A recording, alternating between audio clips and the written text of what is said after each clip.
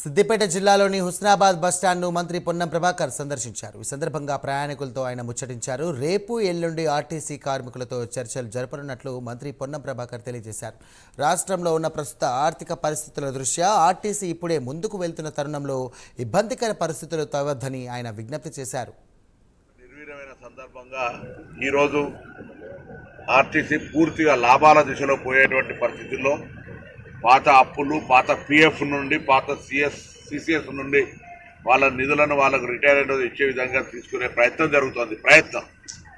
ఇటువంటి సందర్భంలో కొంత సమ్మెకు అనేటువంటి మాట చెప్తున్నటువంటి సందర్భంలో గౌరవ ముఖ్యమంత్రి గారు మొన్న స్పష్టంగా చెప్పినారు, ఈ ప్రభుత్వం ప్రజాపాలన ప్రభుత్వం, ఏదైనా చర్చ ద్వారా సమస్య ద్వారా పరిష్కారం చేయడానికి సిద్ధంగా ఉన్నాం. మీరు మా మంత్రి గారు ఎప్పుడైనా కలవచ్చు, మీకు సమస్య పరిష్కారానికి సంబంధించినటువంటి మార్గం తలుపులు తెరిచినాయని చెప్పి మా ముఖ్య ఉద్దేశం ప్రజా రవాణా వ్యవస్థ బాగుండాలి. ఇది గ్రామీణ